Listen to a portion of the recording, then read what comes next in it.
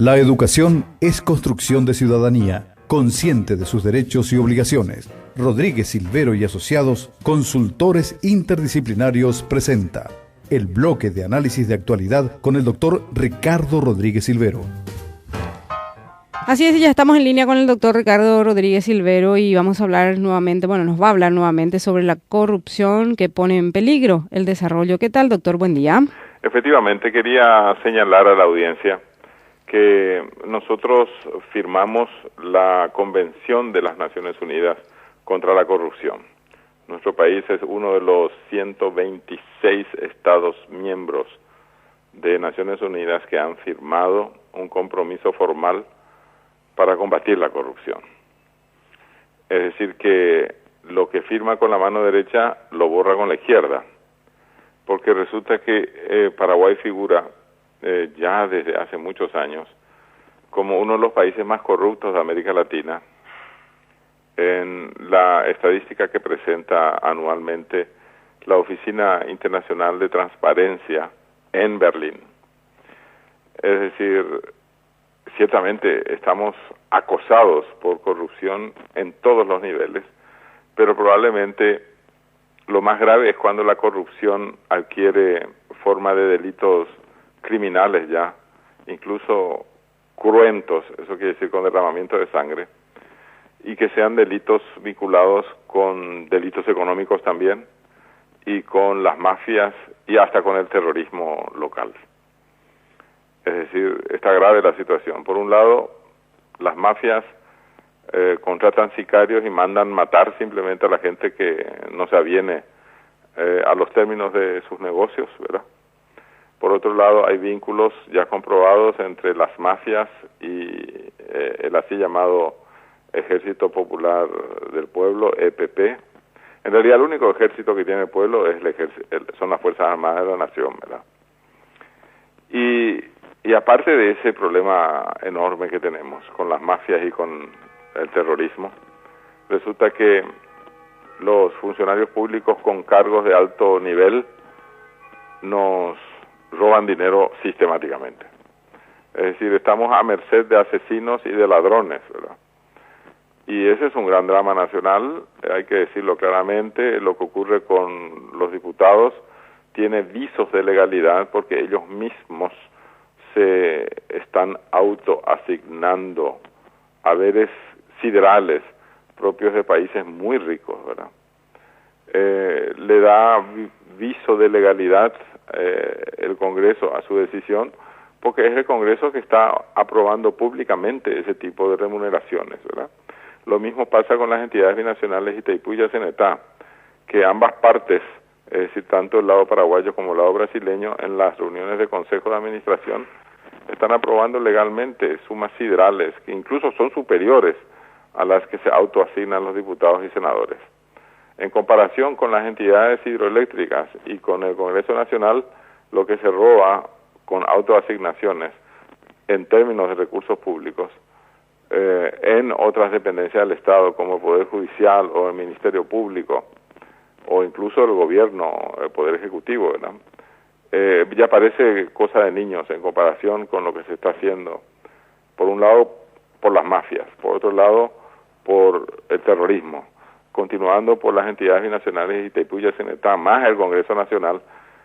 Realmente da vergüenza ajena que seamos signatarios de la Convención de las Naciones Unidas contra la Corrupción y que acá impere el asesinato, la corrupción y hasta el terrorismo.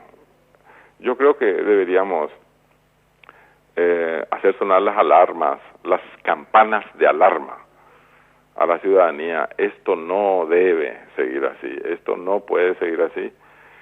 Y lo que hay que dejar en claro es que por supuesto que tienen que ser defenestrados, es decir, sacados de sus cargos los funcionarios públicos que no honran su desempeño con autoasignaciones de ese tipo, con dobles remuneraciones, cuando les está expresamente prohibido no tener doble remuneración como funcionario público.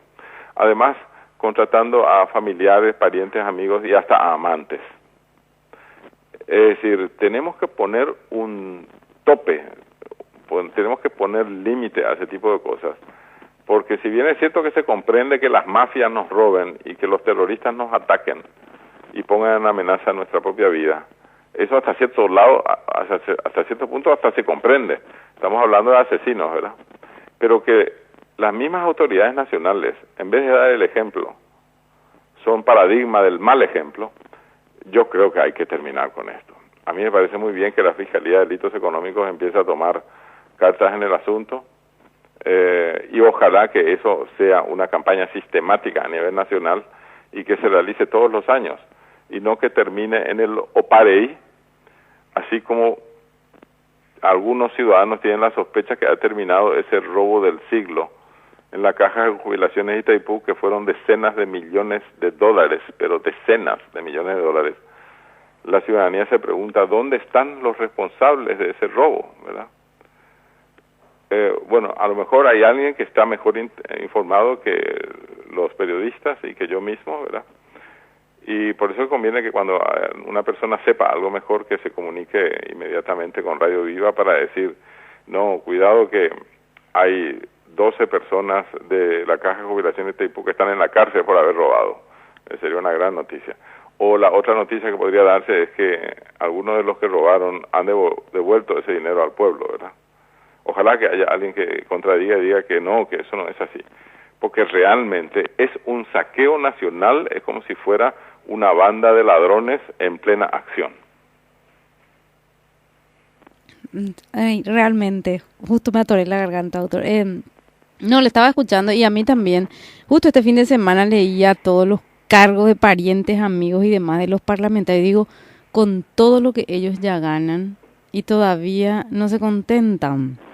Viven como príncipes, están teniendo remuneraciones que el país no puede soportar si tenemos 1.200.000 personas viviendo en la pobreza y 2/3 partes de los trabajadores que no perciben ni el salario mínimo y tienen la suerte de tener un empleo estable, porque los que no tienen empleo estable ganan apenas 1/3 parte del salario mínimo, si es que tienen un subempleo, y hay muchísima gente que no tiene trabajo. Por eso la pobreza extrema, ¿verdad?